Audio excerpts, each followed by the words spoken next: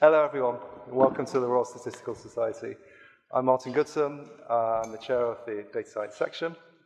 We're your professional body for data scientists in the UK. We're here to improve the field of data science. With your help, we want to turn the industry from the slightly cowboyish industry that we have now to a real industrial discipline. So this series of talks that we're running is called Industrial Strength Data Science, and that's what we want to build together with you. So we think that we can improve things in the industry. We think we need more serious scientists in positions of responsibility in industry. We think it would be good to share more knowledge, that we're not working in isolation. And we need to build a picture of what good practice looks like in data science. So please get involved. Join the mailing list if you're not already, if you haven't already joined it. Volunteer to give a talk, volunteer to run an event, or just get in touch and let us know what you care about and what you want us to do for you. And if you only do one thing after tonight, then you should look into your email inboxes, have a look at the survey that you should have received today. This is a major survey that we're running of the data science industry in the UK. We want to understand what the state is of the industry, what are some of the barriers, and how we can help. So fill out the survey, post it to LinkedIn, tag some other data scientists if you can, and just spread the word. And the survey is not going to be successful unless you can help us to spread the word. We're really relying on the membership to get the word out on the survey. And if you haven't received the survey, it means you're not on the mailing list, so join the mailing list. Otherwise, you won't know what's going on. You're going to find the mailing list link on the LinkedIn page, the main data science section webpage, or on the Eventbrite link for tonight. If you just Google data science section, you're going to find one of those pages, so it should be easy.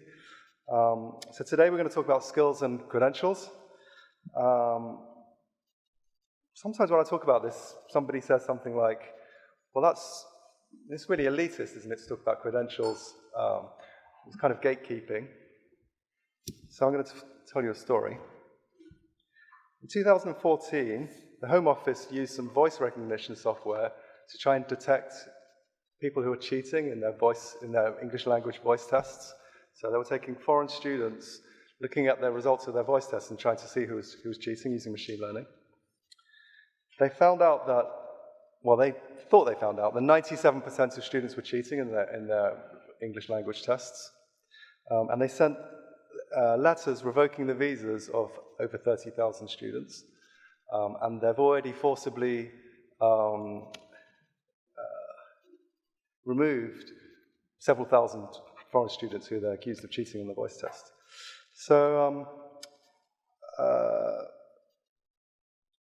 during judicial review, an expert witness testified that the false positive rate of this piece of software wasn't really known, hadn't been tested properly.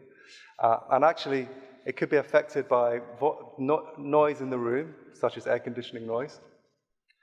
And a journalist from the FT interviewed some of these guys who were deported and said they basically had perfect English, so there was no reason for them to have cheated. So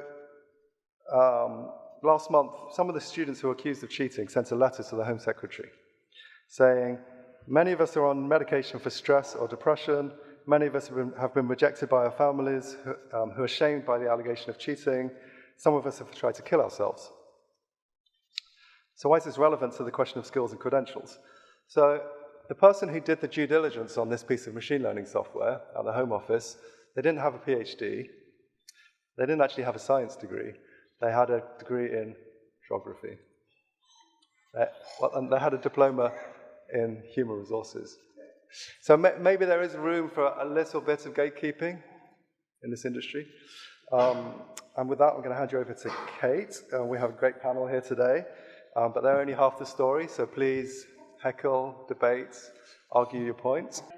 Yes, so we'll move over to the panel now. Just background on why we kind of went with this as a something to cover I mean, Martin said that it's very important. Also, I mean, one of the things that came out of the last event we did was a couple of things. One person asked a question about whether we should have chartered data scientists, which was really interesting. And then also another person highlighted a report that come out of the Royal Society talking about the industry. And in that report, it made certain recommendations. And one of the recommendations was that organisations like the Royal Statistical Society gets involved with identifying skills that it takes to be a data scientist and also accrediting courses. So I thought, well, that's obvious. That seems like a brilliant idea. But then what was also interesting is when we talked about having a chartered data scientist at the last event, everyone's reactions was very much like, oh, absolutely not. We don't want to do that. So, there's this idea that you want to be able to prove who is a good data scientist or something like that. It's not kind of black and white. So I just thought we needed to get some brilliant people who are really, really knowledgeable about this field, very wise, and they've thought about it. 2 people on here are actually in this part of the team that wrote the report that made that recommendation. So we just need to kick it about and really understand the background behind this recommendation. Is it something that should be happening? And what is the problem we're really trying to solve? That's what I kind of really wanted to kind of get at. And so that's what we're going to do today. Let's go over to the panel. Perhaps we could start by each of you giving us an introduction to who you are, please. Tom, can we start with you? Fantastic. Thanks very much. Hi, Tom Smith. So I lead the Data Science Campus for Office for National Statistics.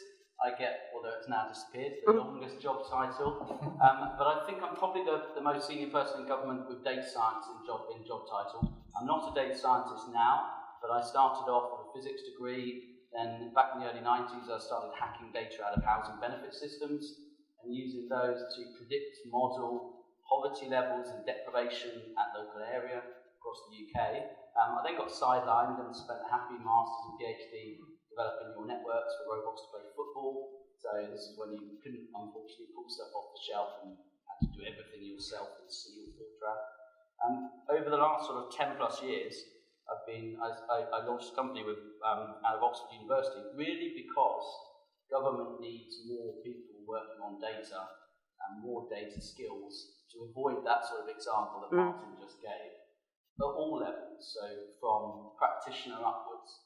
So you need senior folks who understand value and who can understand and manage teams and so on, but you need also practitioners coming in. So that's that's why I joined ONS to set up the Data Science Campus, where I've been for the last 2.5 years. I love it. I will talk about this till the end of the world. So great. You'll have to Thank you. Thanks very much. Neil. Thank you. Evening, everyone. So, Neil Hampson, a partner at PwC. I lead our data and analytics business. I'll make an admission, I'm an engineer by background, and I'm not by any means either a statistician or data scientist. I've spent a 20-year career as a strategy consultant, and within PwC I led our cybersecurity business for a couple of years, which then led into doing the bigger topic of data analytics, both inside our own organisation and increasingly how we apply that with clients. Okay. The topic, which obviously excited me this evening, is coming across both people in our organisations and particularly with clients where there are a lot of unqualified people out there who have self-selected to become a data scientist and are letting themselves and their employer down. Randy, that's your background? Yes, so I'm from Pivigo. We are a data science marketplace. So we actually started off, our co-founders, one of them is also an academic. I'm not, sadly, I'm also a former strategist, consulting strategist. And the problem that she faced at one point was PhD, could code, great at storytelling, but that building that bridge to get to commercial experience was really the challenge. So Pivigo was formed. We place people basically through 3 programs a year. We take individuals who have PhDs in STEM subjects and who can code already. It's a highly competitive program, and we place them in opportunities to actually solve problems within a team for commercial industrial clients. And so we've been doing this for about 6 years. We've trained over 550 data scientists and placed them. And then we also have a marketplace that's grown out of that, 7,500 data scientists globally. So it's much more of an industrial kind of focus for us. Great, Matt. So thanks, Kate. So I'm Matt Fryer. I head up data science for hotels.com, part of the Expedia Group family of brands. I guess I'm the enterprise landscape. So I've got a large data science and data team, into resources, data, and lots of really interesting problems you can apply machine learning and AI to. A bit about my background. So I'm more from the management science, stats, economics, operations research spectrum, did a master's in OR. We knew that was going to be useful in the science spectrum. So I feel like I've come home eventually. So these lectures are now very useful. But I think for Expedia Group and for myself, the key thing is how do I find and assess great talents? How do I recognise that in career progression? And also I had the honour, along with Tom, of being on the sort of board working group, the Royal Society paper Kate mentioned. As part of that work, we looked at lots of these questions. And there's a huge amount of opportunity. And we're going to cover it all in 45 minutes. Interesting questions there. So I look forward, read the report. Lots of interesting questions and debates for us as a UK community on how we move forward and our review globally. Alexander. Yes. My name is Alessandro Provetti. I'm an academic. I'm the academic of the panel. My PhD was on simplifying programming languages. My research today is mostly in web data extraction and an interest that brought me to participate in several interdisciplinary activities and now to create and direct an institute inside my university, Birkbeck, which tries to help academics, not from computer science, to deploy data analytics, data extraction, machine learning, artificial vision, etc. One thing that perhaps is interesting in this discussion is the fact that I am currently the director of studies for the MSc Data Science at the Birkbeck office. It has a strange denomination, at least for myself. It is called the MSc Conversion, in which you don't go from Catholicism to another religion. You go from an original degree in a subject other than computer science, you convert. So this idea that you can get a new religion, convert into data science is something that I cannot... Well, that leads us really well into the first kind of question I wanted to go through. None of you got my note about having a 2-sentence introduction to yourself, but that's okay. So the first question was, start with the basics. What do you think are the necessary skills to be a data scientist? Who should we go with? Matt, start. Okay, let's go first. Okay, cool. Well, I think the starting point here clearly is there isn't this every organisation, and there's multi-sectors here, but I'm sure you all look at this. There's not a set formula. Even internally, we're having discussions around what we call different roles. There's a density, and I think the key about this is there's a density attached to the role. So there's a starting point of what you call a role, what do you really mean you need for it, and different levels of seniority. And then how do you find those skills or assess them and grow them? I don't think there's a right answer to that question, and that's not to say copying out. I think it's a... What if we start with the classic one everyone thinks about, the statistics and the coding and the storytelling? Would you just say that's just totally, what's missing from that? Well, I think you've got, I'm not lying, but you've also got some models we put out there. So there's the infamous Twitter A's and B's. You've got the business domain, the statistical algorithm knowledge, and computer science engineering framing. You've got the 3 A's of the Airbnb model. So there's a few models out there. They're all hitting to the same point, which is something about knowledge of the domain, something about statistics and changing the statistics model, as we're here, rather than necessarily it's about, I'd argue, dimensionality reduction. It's a lot more about these techniques open up so many more complex ways to find patterns and layers of patterns, and how do you bring them to life in front of your users, whether it's in the cloud or computers or scale. There's something about those three things in this space. What we call them is in the eye of the beholder. That's probably the problem to the space, I think. Right. I need all three, but typically from different roles and different mixes of them. Yeah. And if you're more junior to more senior... Mandy, what do you think? Because you guys train people, you're going to take people through this journey, so you must have laid out what the training is a kind of again, it's like, what do we mean by training? So we take highly skilled individuals who already come from a STEM subject.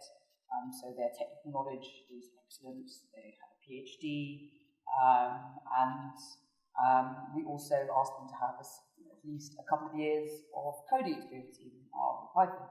And of course, they have to write several essays. They have to have a certain standard. So what's the training that we're doing in some ways, you might ask? But it's really around, it's that last piece around domain. It's around placing, there's two things. One is applying it in a different setting and then being able to kind of help the client or whoever the engineer is to understand, to basically come to answers that they wouldn't have been able to otherwise, so kind of better understanding their data and coming to insights. And then the other piece, sorry. No, it's okay. You'll come back to you in a minute. Yeah, I'll have to come back. Okay. Something's gone from the monitor. Tom, what about you? I mean, both, what do you think the skill sets are, and how do you think also people should go about getting them? Because I know that at the ONS you think about this quite carefully. So, maybe 2 examples of things we published this week might help, might sort of show where we think about this. So on Monday we published something, a monthly output from ONS, the Data Science Campus, which we call the Fast Economic Indicators. And we're using 3 sources of data for this. The first is company level VAT data that's shared with us from HMRC as part of government, where we're looking very simply at company change over time, month to month, or quarter to quarter. The second one is global shipping GPS data set, so AIS, which many of you may know about, automated identification systems. Every 3 seconds, ships above a certain weight ping up. And we have a global source. We know when ships come into the UK, where they come from, track and so on, how long they stay and so on. The third source is road traffic sensors. So we have 10,000 sensors around the road, which you drive over and you see them on the road, and scoop loops. And out of those, we produce monthly statistics. And the skills you need for that, you can kind of think about it in the work field.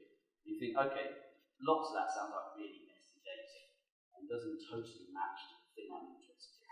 So there's that kind of translation from input to output, which in our case is messy data which has time gaps and lags. Sometimes sensors go down and it's got an off format and potentially different sources, through to publishing something which we need to be robust enough that an Office for National Statistics economics team is happy to go out with an ONS badge on, which takes you through that whole process of cleaning through to validation and Q&A. And you absolutely have to have those skills. So you need to be able to reproduce this, so that means you probably need to know something about software practices, development practices, there's probably some pair programming, certain code reviews, all of that kind of stuff. You need to be really good at that. And that's just about 2 years experience of coding and so on. I think that's somewhere to always strengthen, and we need to do that all the time. You also need to know about stats models, and what robustness means, and how you validate and verify. And then we talked about storytelling earlier. I think part of that is being able to talk to someone, whoever it is, who doesn't really understand the methods you're using, but needs to know, is this robust enough for me to take on? So there's something there. But the final one is how to work with domain experts, because you're almost always working with a team. You'll never be, unless you're outside academia, unless you're in academia, you'll never be working alone. So how you cooperate and work in a team is perhaps the kind of biggest one. I'll kind of come back to skills and training and development on. But that, for me, is where, if you've got the technical capability, the biggest step up is to turn into start working in a team where you're developing outputs that actually fit your business. Neil, and then you suddenly have a huge different set challenges. You see this all the time in the work you do. Yeah, I mean, I was going to say, on the first 2 of, do people have the intellectual skills around statistics and coding? I'm probably the least able of the panel members to identify people who have that. But what is sort of absolutely paramount to be, I think, successful is to be able to effectively communicate with the layperson. In that case, that is usually me, which is, can you describe what you're doing in a way that is simple yet powerful, covers the bases, and you're able to translate someone's problem, be it a business problem, a government problem, medical problem, into a set of steps that you can then follow through and test. And I guess it's always been my experience that the smartest people in whatever profession you come across are those people who are able to explain what they do in the simplest way. And so if you can do that, that's sort of, the prior two are the necessary things, and this is the kind of icing on the cake. You're going to be really successful if you can do that. While we carry on this, let's get everyone voting on our first Slido poll. This is very high tech, but if you guys who, not the panel, don't get your phone out. But if you guys want to go and vote on this while we carry on talking about it. Alexandra, you've thought about what makes up a data scientist because you have to put the course together. Do you agree or disagree with anything? Do you disagree with anything? I'm starting to as well because as we were going over the example you made, is a fantastic visualization of what a data scientist does or would like to do today. I was thinking about myself and my student scraping Twitter because we are interested into a specific Twitter community, those who follow pictures of the so-called governmental cats, like Elliot, the cat that lives in number 10 Downing Street.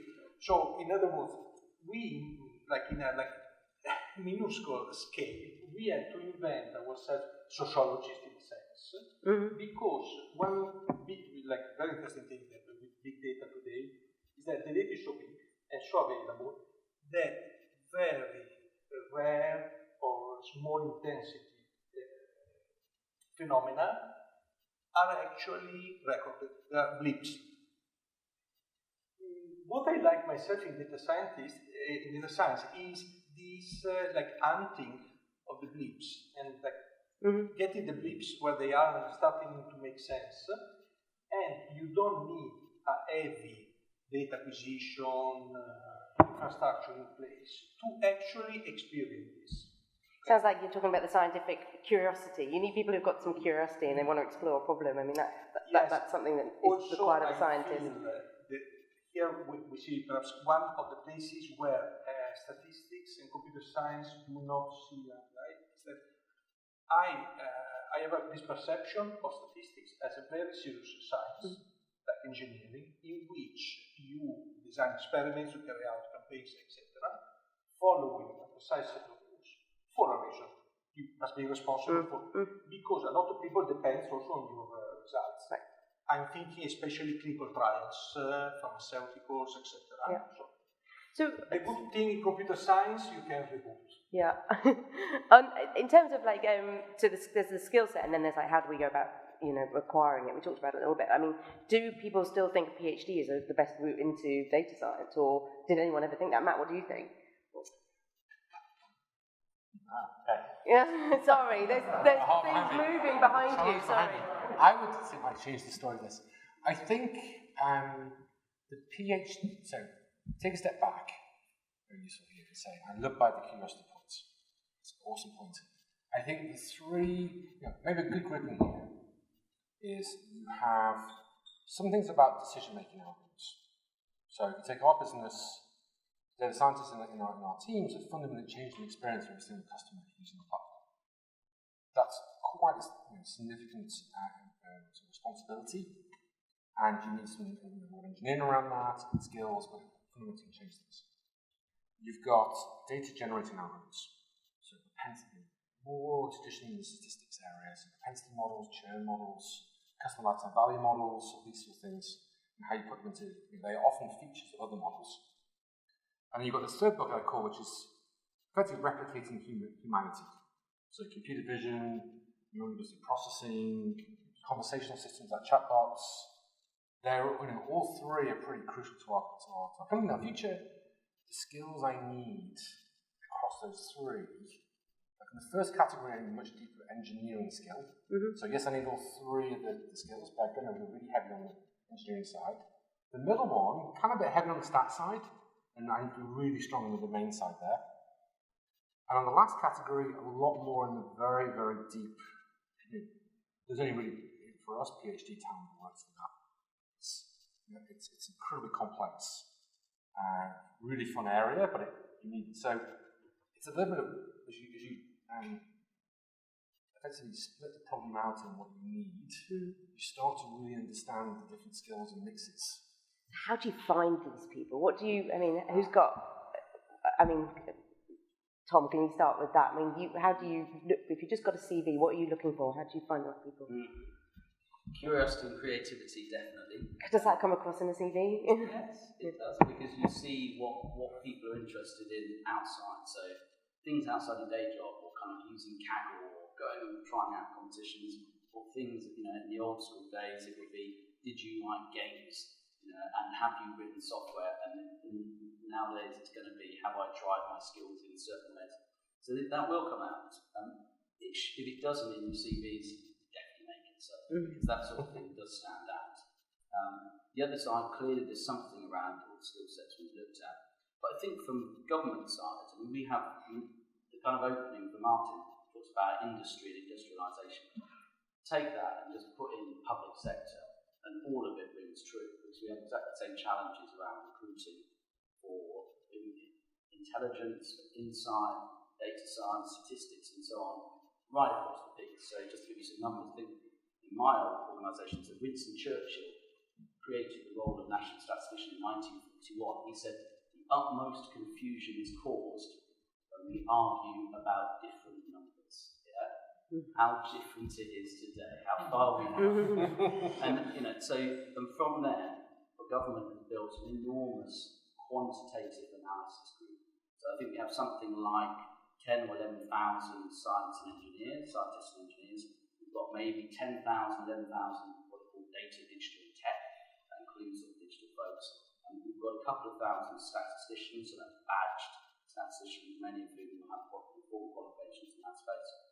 In terms of data movements, operations, in terms of data scientists, you might be looking at about 900 to 1,000 who would say, I am a data scientist, across all of those professions. And so there isn't really a kind of a single profession that we look at. It's parts of, it's jobs within all of those quantitative teams. So again, the sorts of skills we're looking for, it's hard to recruit, so we start building.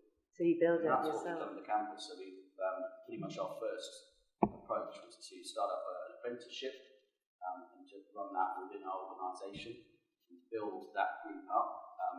It was a 2-year vocational apprenticeship and into diploma. So some of these folks from school that have retraining, we've now rolled that up into degree level, and now we've just turned that into a graduate data science program. So you're essentially trying to kind of bring people in and train them up on the knowledge that to get these sorts of skills, you're going to pay big bucks. Neil, is this something everyone else here is going to compete with us? Because there's a skills gap. You're kind of saying there's a skills gap. Have you seen businesses have to do it as well? They've just got to build up the capabilities to train people. The skills gap is huge, because I think over the last probably only 24, 36 months, businesses have woken up to the fact of, if I have some data scientists, I can achieve all these things I've never done before. And then they go into the market and look for people who self-selected themselves to be a data scientist, and then they have several fundamental problems. One, they can't qualify whether this person is or is not. But the more fundamental problem is there is no pyramid and career structure for these people to arrive in most organizations, probably with the exception of something like ONS. So, and we've experienced as well, these people come in and they may be exceptionally bright, but they see nobody like them in a senior position. They see no career path to get there. They see in our organisation a pyramid of, I'm not an accountant, it's a pyramid of accountants, but sort of quite boring in the middle. But there's an entire different face to that pyramid which is is beginning in most organisations now, which is people who deal with data and numbers. And the route is not well worn like it is in the rest of the organisation. There are no handrails, and there are no guide ropes, and there are no Sherpas and whatever. It's just you on your own. And a lot of people who are genuinely very talented in this area get very disenfranchised and move on because the organisation doesn't understand them.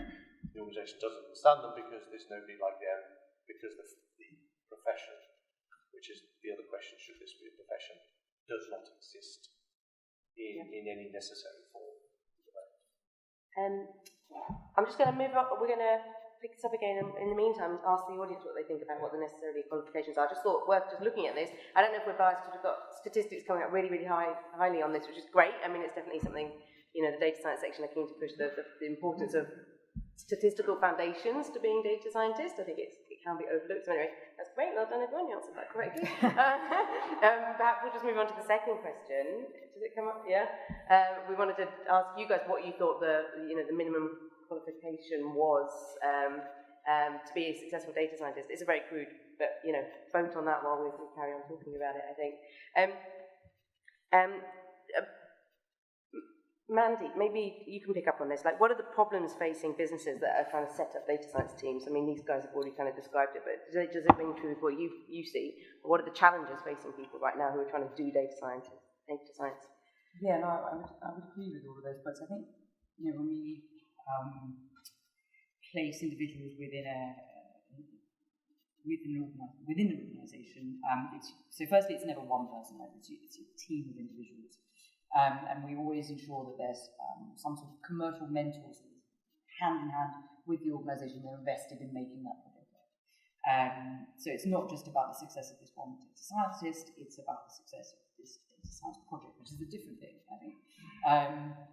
But it tends to be most successful when there's a kind of a top-down data strategy that the organisation is brought into bringing individuals into incredibly senior roles, usually at the C-suite. They've changed the way in which they run their organisation. The operations are kind of aligned with how to ensure that it's of good quality, it's related in the right way, it's shared in the right way, they've got the right infrastructure and architecture to make it work. And when organisations don't have that, unsurprisingly, even if you send in the brightest individuals, you spend a huge amount of time trying to make that project a success, it's just going to struggle a lot more. So you can have that skill set, but there is a lot of work to be done on the side of industry, I think, as well, which is hard to quantify just how much of an impact that has on the quality of the outcome. Anyone want to pick up on that? I was going to say, just to tackle that, since Tom was talking about, it feels like there's a two classification problems. So Mandy was talking about this, which is like, how ready is an organisation? How mature and competent are they in the skill set? How good the machine learning data science spectrum, generalise? Do they have a career progression? Are they significantly large? Do they know is there a leader there knows what they're doing? Is there a team there? The infrastructure, the data? So there's a classification as an organisation ready, and you get a pretty sense of that pretty quick. And the second piece into Echo then is, how do you identify individuals at different levels? I think I would suggest, that's my point of view, that it's necessary conditions in certain roles, as I said earlier, around PhDs and some of the AI space. But it's quite a weak predictor, frankly. It's my experience of it, hiring most people in the space. What is quite a strong predictor, is people I hire, is what Tom was talking about, is if you're doing Kaggle or data science at the weekends, and clearly you show curiosity, creativity, and passion for it, that is a hugely high predictor of likely success. This is my experience. We give you a test and interview you, we expect you to present back, do all those things. That, plus what Tom was talking about, is usually incredible long-term value to the organisation, and also hopefully your career will grow significantly and will make it amazing for you. Right. Alexandra, if you cover in your course, I mean, what was coming out there is that people need to hands-on and be actually crunching data. You can't necessarily learn everything you need to be a data scientist from a purely academic course if you don't actually get your hands on some data. Is that something you experience? Do you kind of, in your courses, make sure people actually have a project at some point? Yes.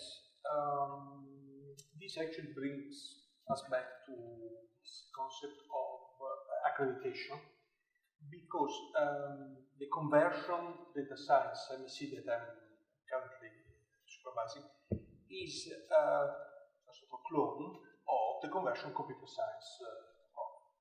In order to comply with the computer science accreditation with the British Computing Society, there is an actual thesis project which gives you 1/3 of the overall credits, so it's not something small, in which people, they like to come up with their own ideas, which may or may not be a progression of some open problem in data analytics they are facing at work.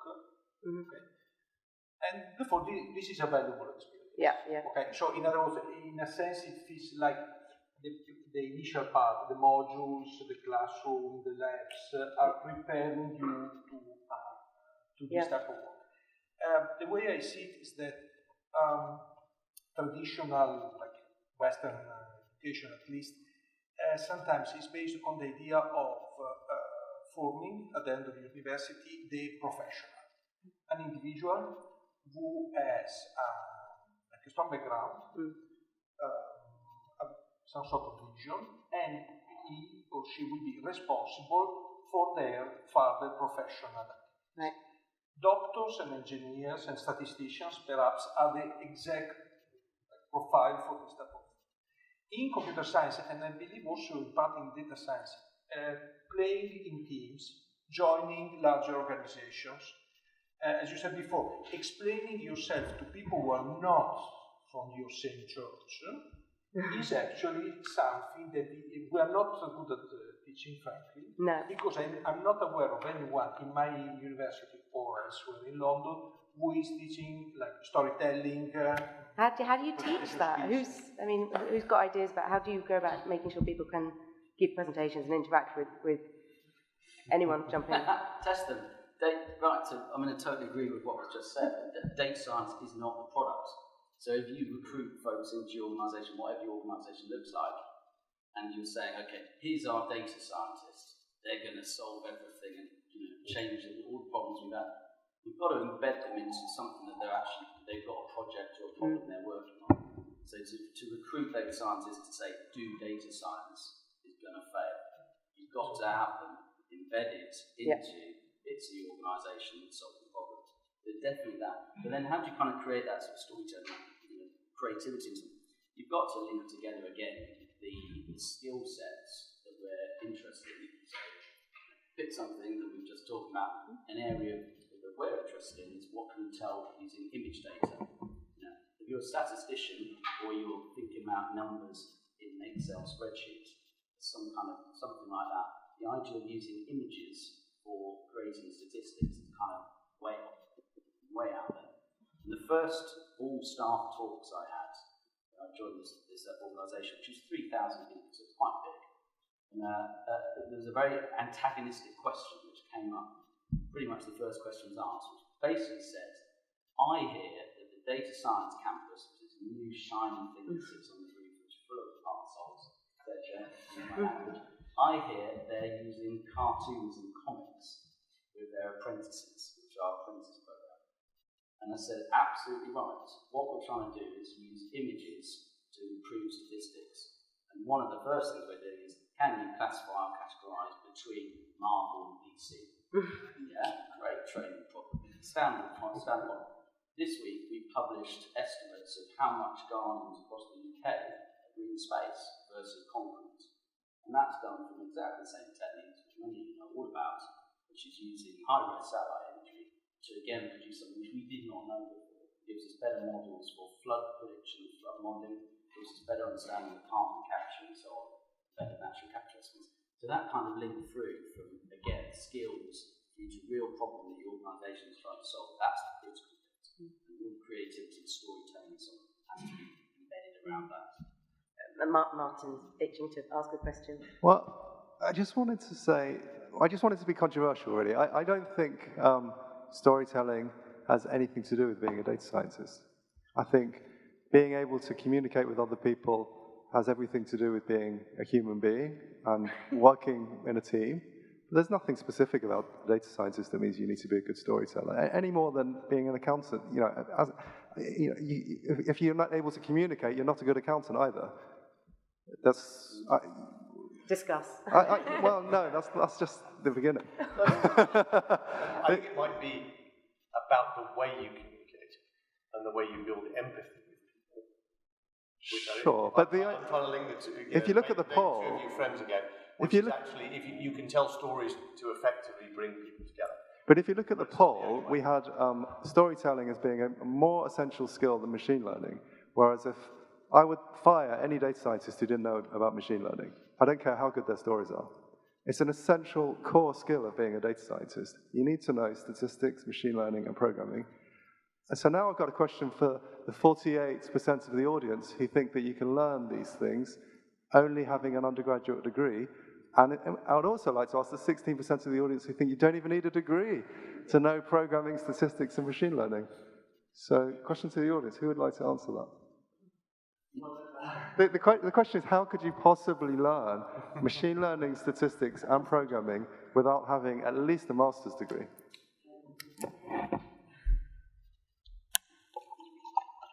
I think I've lost control. So I promise I'm not saying this just to upset Martin, it's just a perk.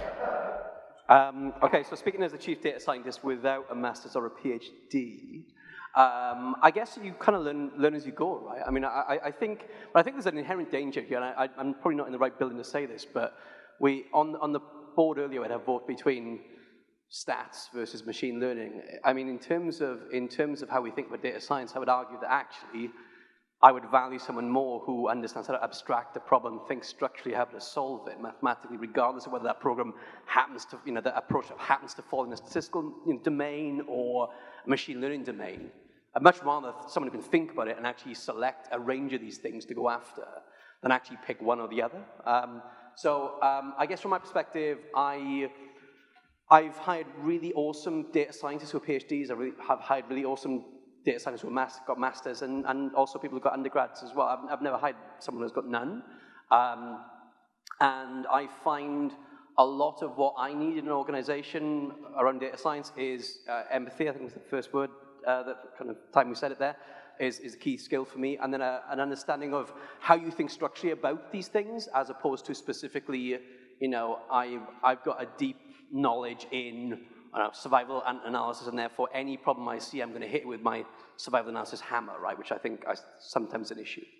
So there we go. So I picked it up as I went, Martin. But generally, I think that the machine learning stats thing, I think that might be a conversation that will just kind of disappear at some point, I hope, perhaps.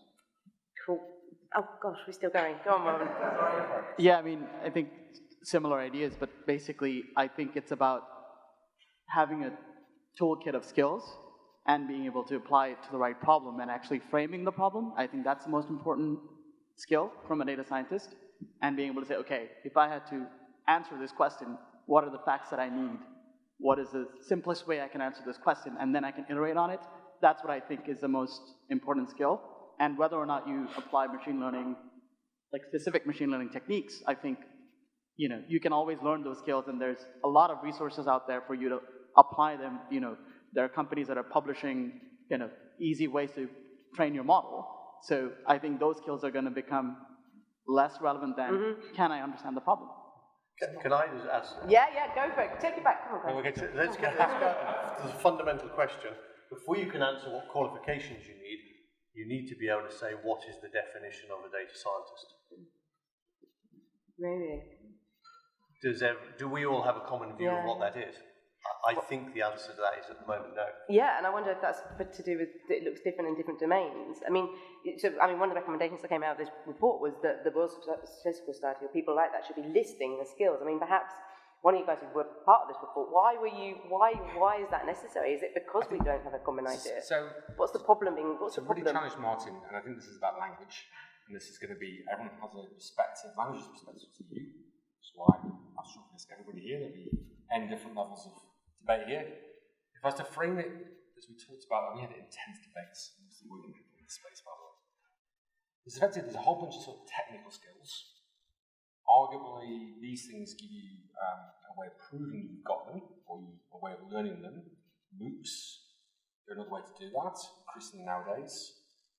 So there's a whole bunch of things on technical skills and how to prove you've got them. We test for them, there's another way of getting them. There's a sort of experience level, which gives you more confidence around some of the softer skills. What is storytelling? What does it really mean? It's a good question. Communication, yes, in a certain way to others, to other stakeholders and different things. There's two other things we talked a lot about, and I love this debate here. How much IQ do you really need? If a machine is doing a lot of automation, you're just managing the machines, or are you really the debate? And then the final one is EQ. But Chris, this is really important. If you've got a working humanity with an ecosystem, you need to have empathy with lots of the stakeholders. Everyone's got stakeholders, no matter what your use case is. You need a way of communicating. So storytelling is one way to build EQ with others, build a common bond. But really, it's about how to for us, for example, I've got product managers who have some background in some areas, and I've got other stakeholders. How do you build relationships and confidence, flows of information where you're one part of a wider team to manage a question? So I think it's the four things. It's how do you develop, identify those four things, and how much of those four things do you need is different in every piece, but that's the hard thing here. Particularly EQ. How do you measure EQ? I have no idea. That's something we try to figure out. Okay, yeah. Oh, wow, some questions here. I think just when you say EQ, I think that is a simple sentence of saying like, my model is 10% accurate compared to, I think 10% of your patients are going to have a heart issue. I think that's, you're trying to speak their language, and it's almost an ability to abstract, and as he was saying, it's something that you learn as you work in a project. It's impact. It's like Martin's points you made in the home office. There are people involved in the decisions. So the classic example in our space is we're building a fraud identification model. How accurate is that? It's 99% accurate. It's 87, whatever that number is. What does that mean? How do you translate that into outcomes? These things are not, there's nothing we do which is just a silo. It's all about... Well, that's actually a really nice example, because your fraud models, they could be biased.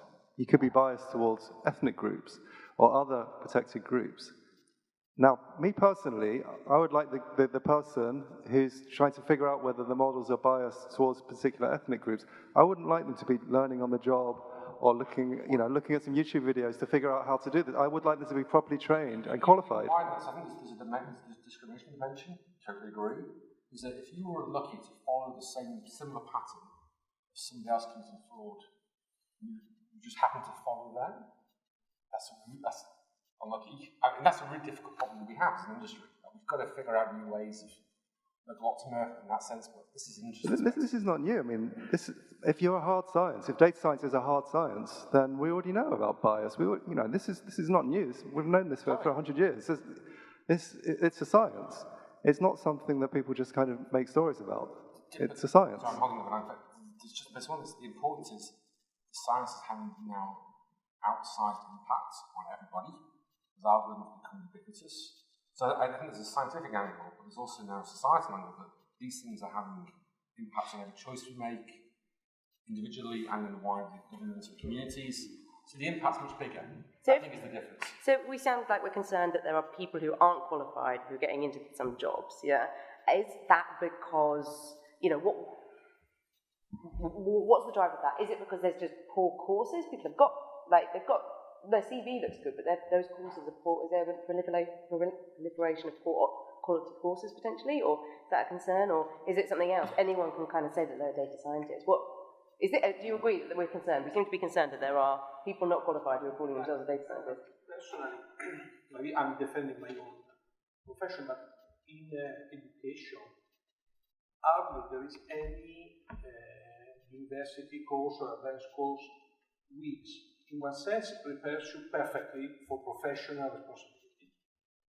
And on the other hand, totally neglects to expose the students to the ethical aspects of their future profession, and at least try to engage a discussion, try to raise their awareness. So going back to this thing that we have computer science accreditation, it is absolutely required to discuss the ethics of computing and to examine it in finals, in coursework, in projects, etc. Again, in this idea that a person with a university degree is a sort of professional who has an individual profile and responsibility.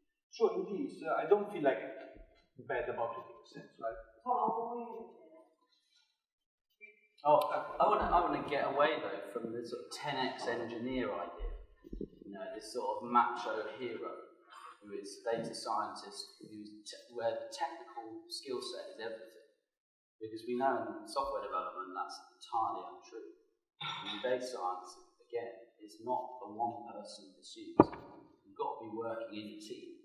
And so, soft skills is a terrible way of describing it, but the ability to work in a team, engage, interact with the other folks in that team who may be differently skilled, may not know quite as much as you do about this bit, but to actually communicate with them in a really constructive, effective way. That for me is equally important because we're not writing research papers. So academics and so on can have technical expertise. You sit there and you produce this thing. What we're doing is producing impact in an organisation working on business problems, for sake of a better phrase. So that kind of, that ability, what makes a good data scientist, technical skill set is one thing, but the ability to work, to be a good worker in terms of how you engage with teams, work with teams, think about business problems, frame problems, someone's talking about, think about what does value mean, how can I deliver value over the next day, week, 2 weeks, whatever, how do I support my team. So I'm really interested in the idea that I think it's Atlassian have just brought in performance metrics around how I've supported other people rather than just my own delivery. And that's something in data science that we've all got to struggle with, and approach them and address the same challenge. We've got a question. I think you're mixing two issues up of technical skills to the business skills. Business skills you teach people. So grads come in, you teach them how to communicate, work in teams. As a society, you need to define the technical skills. Exactly. Business skills, you learn. You get grads, I work in whatever company, it doesn't matter. But the grads come in, they're good education. We teach them how do you work in a team? How do you do this? X, Y, Z. That's business skills. But you need to define, I think this is confused. You need to define the technical skills. Like Martin said, that's really the leadership you need to give. Yes. Business skills, you hire people and they learn business skills. That can't be taught in university. That's not job at university. No, I entirely agree. I think the job, if anything, of academia is to churn out people with a minimum level of, in this case, technical skills. And then subsequently, as you progress through the profession, some people can pick up those EQ soft skills, and some people can't. We've all met doctors who have no bedside manner whatsoever, and we've met those that do, and you know which ones you would prefer to spend time. But it doesn't stop the person without it from being a doctor. So if you go back, 150 years as some of these professions were evolving, there's a definition that you have to make as part of the profession of who's in and who's out, and that's not on a basis of exclusivity. It's on the basis that it builds trust. Yeah, so people effectively trust doctors. They trust lawyers. They might not like them, but they kind of trust them. And they trust accountants and they trust architects. And it's part of a profession that says you have to have a minimum standard to be part of this group. And not surprisingly, and this is where I'm going to move into statistics with no basis whatsoever, that happens to correlate with things that this country is actually very good at. So it is actually very good at medicine and education, because it's a minimum standard to be a professor, and accountancy and law. Yeah? And the things where there are no qualifications to be part of are politicians and estate agents and all the things that come at the bottom of the trust list. So, it's sort of incumbent on you, who do this, to define what the profession is. And maybe then be trusted more. You will be trusted more, but you define who's in and who's out on the basis of trust, not on the basis of exclusivity. Mandy, what do you want to say about that? Yeah, just going back to this example that you gave earlier, and fine, it was an example where somebody actually didn't have the prerequisite skill sets to be advising in that way, but had they been accredited, would it have made a difference? And I think the role of an accreditation, if there ever is one, in this is around checks and balances. And until data science is a recognised profession has matured from its current nascent form, I think checks and balances have to come from within the organisation, and that's use that example there where it sort of fell apart. But even if that person had been highly skilled and then that information had been used in the wrong way, and that's really around organisations working within having checks and balances to ensure that it's not misused, especially in that sensitive manner, which isn't really about do you have the skills to do the job. Yeah. Does everyone agree with kind of... Hi. Yes, I have the mic here. Oh, sorry, there you are. Yeah. Hi, Christina. I actually have a background in geography, so potentially the least qualified person to be asking a question here. However, I'm really curious. I think potentially the debate is talking about kind of approaching it from the not wrong angle, but an alternative angle, and we need to think about how to encourage people into quantitative backgrounds at an undergraduate level as well. Data is becoming an increasingly strategic national as well as international resource, and understanding and learning the outcomes of certain data sets is something that's going to be incredibly important, and specifying a PhD as well as a certified accreditation system. These are all barriers to entry for someone like myself, with also potentially, something that is viewed as a non-technical background. However, we do have quite a lot of technical content to our course. Why do we approach it with barriers to entry rather than enabling people from technical and non-technical backgrounds? How do they find pathways into whatever accreditation system, if that's what we want to go down? Because we aren't meeting the demand at the moment. So is putting barriers to entry in the exact debate we want to be having today? So our council, I think, is going to change. So Sherry, who's also on the key member of the group, she leads the sort of standard schools kind of program. I'm really passionate about it and doing a lot of work to teach gender diversity in schools, and fabulous. She made a great point as we were talking about this, which is, in reality, there's such a need in the UK and in the world for these type of skills that originally it was small, it started off the space, it was undefined, we've all got kind of different views of what we all need, and we're all trying to sort of find these people in this marketplace, and it's kind of hard, and spot them, and all that sort of thing. We've got internships and experience, and all this stuff going on. And increasingly, it's just going to become a lot of the core, to your points, where there's lots of increasingly diverse patterns of how people can access to these areas. There's many different ways, whether it's more formal courses, MOOCs, or different things in schools. Like we're looking at much deeper apprenticeships down to maybe level 6 increasingly. I think there's just so many more diverse ways people come into the profession, and that's where so I'm excited about this. I think some of these more accreditation type models, we have to find a way of how to scale this. So organisations are going to need to find a way of how to spot these people in different places, or how they spot roles in companies, organisations, and we just have to scale this. So it's going to become more diverse, I think. We have to find ways of then making this scalable, because the size is going to have to make it scalable. And other professions, and fixing someone in IT and in accounting and others, have had to face this journey.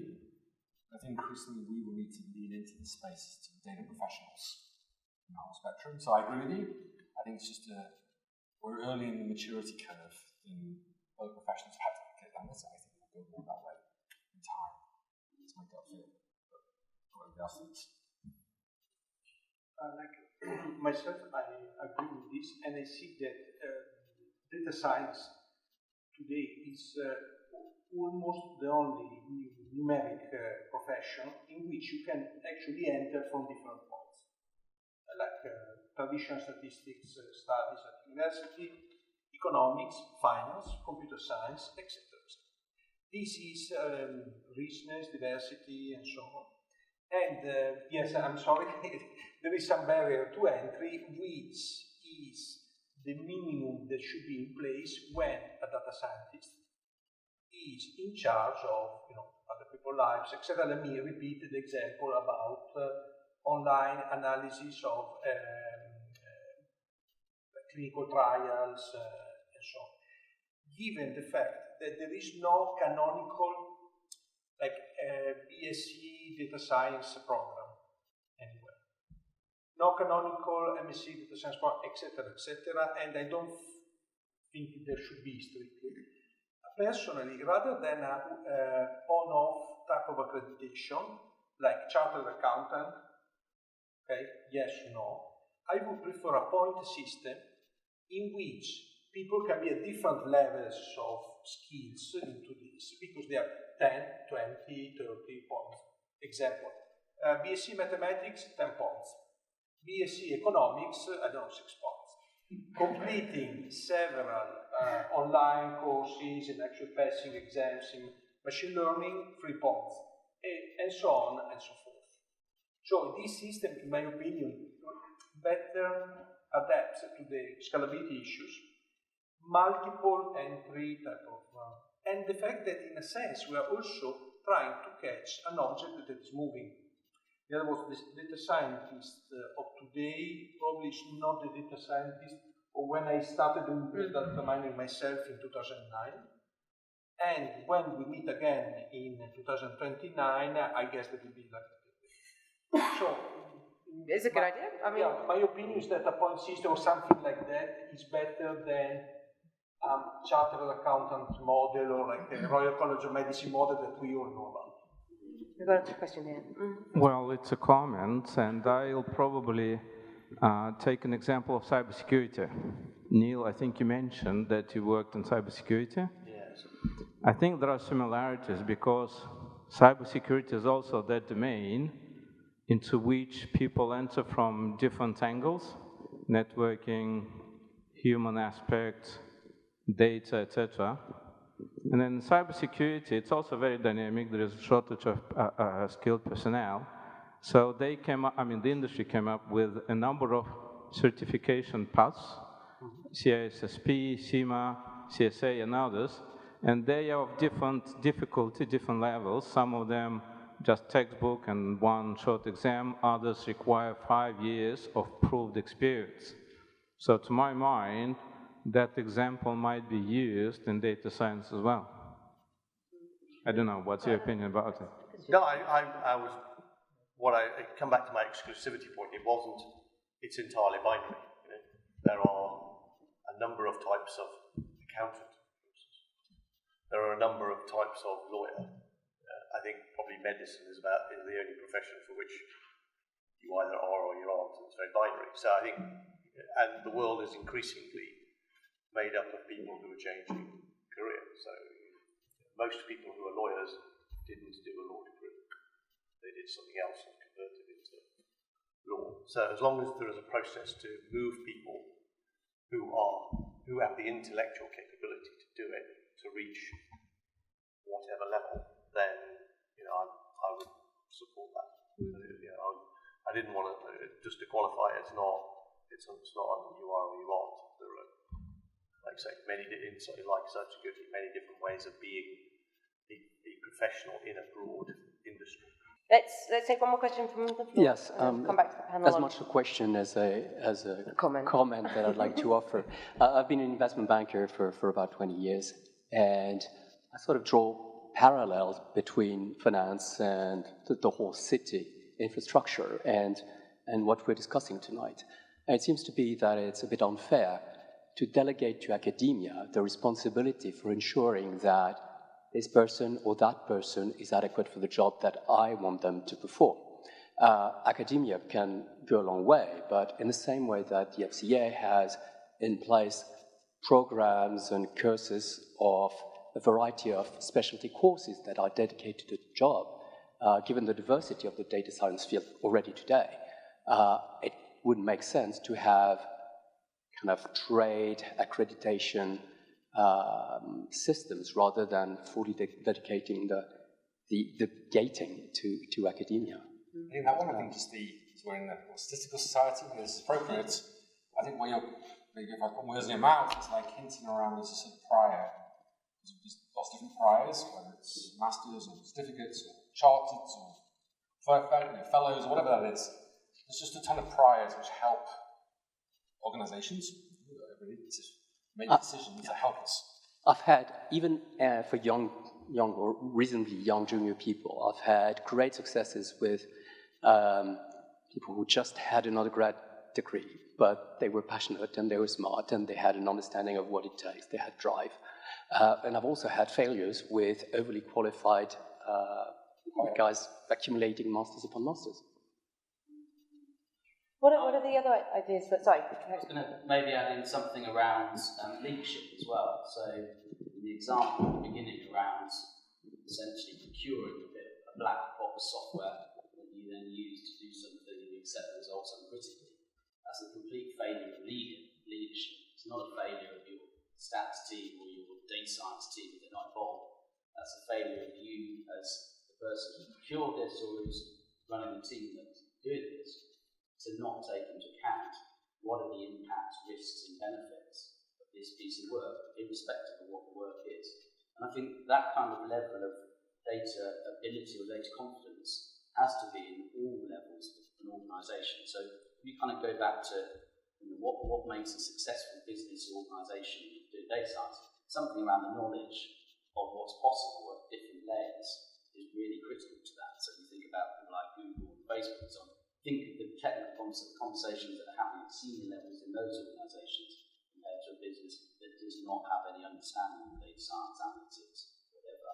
So I think we, alongside things like program management, financials, understanding, ability to read your balance sheet, balance your books, there is a series of core qualities or skill sets for leaders that I think we should all be insisting on. So civil service, that's certainly something we're looking at. About how do we train up the leadership and get a better understanding of what's possible, what aren't possible with data, and that should be something that we all think about. The kind of totally separate thing is, if you are, what's your advice about what's most important to learn before you start applying for jobs? Or if I went back to 20 years ago, which I think is one of the questions, I would be thinking about how I communicate. How do I present my results to other people? All of those, it's going back, they are business skills, but they're the things that will make a difference and mark you out, mark out team members from other groups. It's that ability to translate in a really good, solid, robust way into something that other people can understand and take forward. Absolutely, the technical skills are important, but don't forget that. That's the bit that differentiates. And perhaps I can ask the rest of you, what advice would you give yourself, if you could go back and maybe take a different degree, or, if you were trying to, some of you aren't necessarily data scientists, but like if you went back 10 years, what advice would you give, or 20 maybe in some people's cases, would you give yourself, Neil, in terms of your career? Well, actually, as I'm on the 20 end, can I have longer to think about? Okay, you can have longer to think about. What about anyone else, in terms of...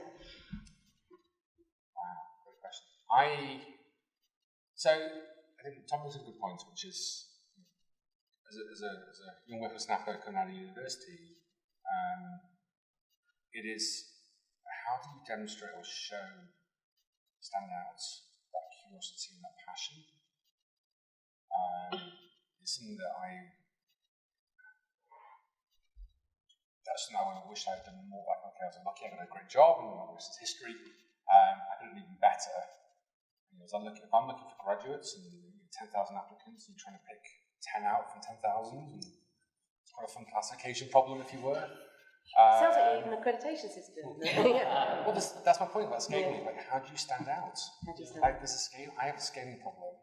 I'm gonna, if I just took one in 100 of those applicants, I still have likely to find a good set of applicants. So, how do you stand out? And it's all about, ultimately, maybe in 10 years' time, we automated all this stuff.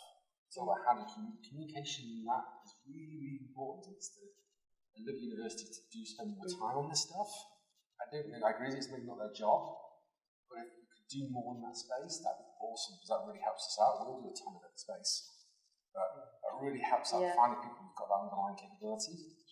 And anyone else got any? Genuinely getting 10,000 people applying to 10 roles, because across the data space. That's incredible. At least from our perspective, there is a much bigger demand. Undergrad. This is early entry. Not senior grades. Yeah, generally across the board, of course it gets much harder as you go further up the organisation, but we're still finding that the demand for this skill set, scientists far outstrips the supply overall. And so that's kind of where the challenge is. Like, if you have a few people, how do you know who the best ones are? They're all coming out with the same sets of like. It's how balanced the 10,000, I guess, is the point. Yeah, I mean, there's. I don't know of the 10,000 problem. That's not something I guess we've come across all. Yeah. Maybe what we should do is just move on to our. There's need time ticking over. Move on to our last actual question, which is really like the meat of what we're trying to get at here, which is: should there be some kind of accreditation program? How should it look? You know, we've been kicking around a few ideas. I actually quite like your point idea, but should the Royal Statistical Society or someone like the Royal Statistical Society get involved with at least listing out what the required topics are for a course? That'd be that second option there. Should they be actually rubber stamping some courses and going and say that's an acceptable course, that one isn't? Should they actually be accrediting individuals moving towards a kind of chartered data scientist? And while you guys are doing that, can I see if anyone's got any more questions for the panel or comments? Yeah?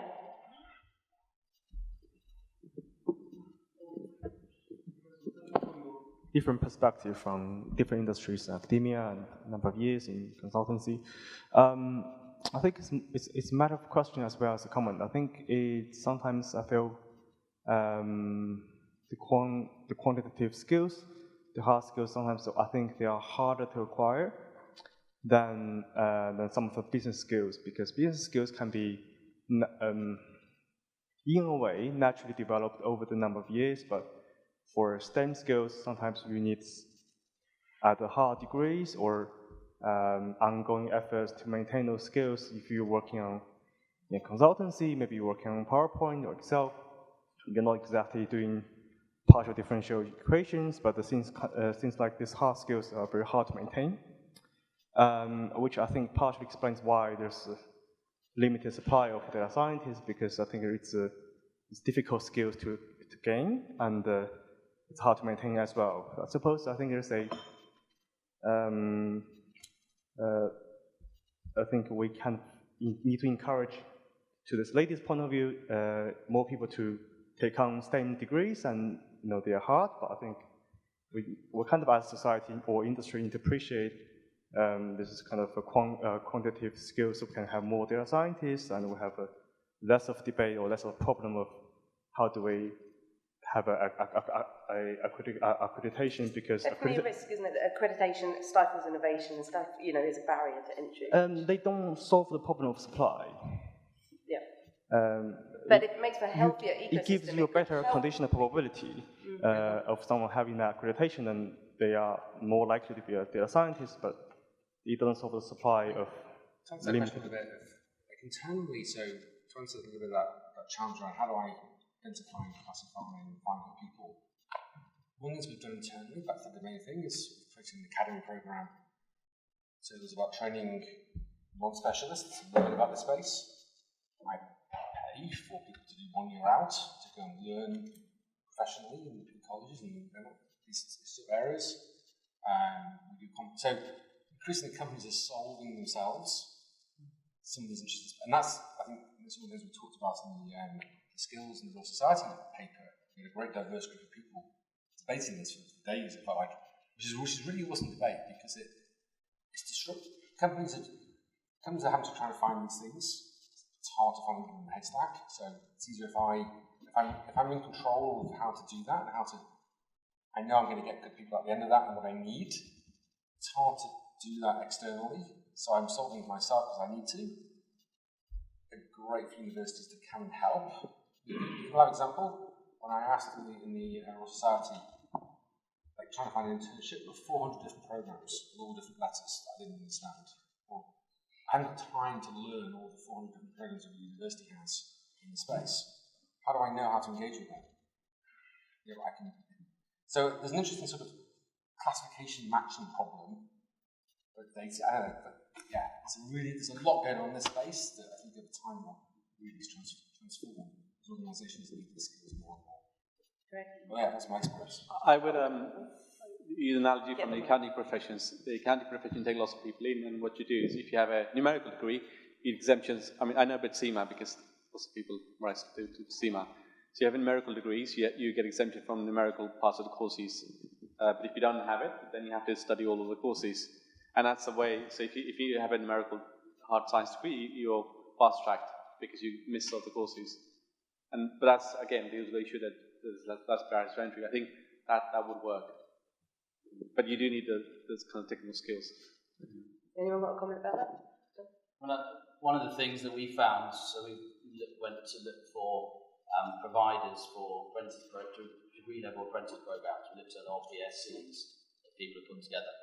And some of the masters as well kind of fell into the same problem, which is that in universities, the computer science, the competency groups don't always talk to the stats groups. And so if you've got a field that's explicitly across those, in universities they're sometimes siloed. So we found that most courses fell into something that essentially computer science, whatever it was called, was set up with a bit of stats added, or something that the stats groups had set up with a bit of computer science added, and they weren't genuinely cross-disciplinary. And so we really struggled with that and finding people to kind of deliver on this side. So I think that kind of accreditation at the course level is really interesting. It's certainly not something that government would get involved in. Long ago, we got away from that. That idea that RSS or someone might get involved there, that would be very positive from our perspective. But okay. There's something about then things like MOOCs and so on. It's an open community. Things are going to die if they're rubbish. You can let the sort of market work on that. And I know that government groups are moving away from a particular set of providers, but actually we kind of tried them for a while. Not getting any value from them. So that will happen, and that word spreads. So I think you'll find that you don't necessarily need to accredit every single course. But so that will get us a long way forward. Does anyone in the panel think we should go to the chartered data scientist idea? No? Neil, you seem to be the one who was thinking. No, I just said you should think about it and debate it, because you need a mechanism of deciding who is and isn't. It's not very arrogant for me to say, having no involvement in this, to say you must have this. My view is, you're the guys that work here. You should decide who's in or who's out. That doesn't mean you need to give people a badge, but if you're going to build trust, you need some minimum standards. Vicky, you've put your hand up. Stand up and introduce yourself. Vicky is manager of accreditation at the World Statistical Society. Very apt question. So my role at the RSS is to help look after the accreditation process and suite of accreditations that we offer, as well as professional membership, so the GradStat and CStat program. Accredit individuals, you've made a massive jump in the question. So it's twofold. Yes, do you want to accredit individuals to say you work at a competent level as a data scientist? Is that something you want? Chartered data science at the top. Do you want to be recognized as your competence in the skill set to work in that area in the first place? But chartered is something where you've not only got the qualification, the recognition, but you've actually then been working in it for so long, you've gained the professional experience that comes with it. It's the peak. If you look at the RSS example, it's why we have the difference between GradStat and CStat. It's to highlight for the employers, as much as anyone else, that they know the difference between someone who's fresh, newly qualified, and someone who's actually earned their trade or learned their trade over a number of years. So I think about the answer for yes, accredit individuals. Would you want individual recognition, but maybe chartered data scientists? Just from a regulatory point of view, it takes a while to get chartered status. You'd have to already have an individual accreditation in place anyway for at least 5 years before you even thought of chartered. So it's just something I think for the audience to think about when you voted against that, is to think of the difference where you've got yes certified courses, yes accredit courses, but then a few have dropped out when they've put yes accredit individuals. Sometimes they go hand in hand, and it's better that they do go hand in hand, because it's easier to then advertise yourselves if you're individually accredited, rather than waiting for someone to delve through your CV or your background and say, oh yeah, I did do an RSS certified course. It's easier to advertise yourself in that way. So I think it's more of a comment than a question.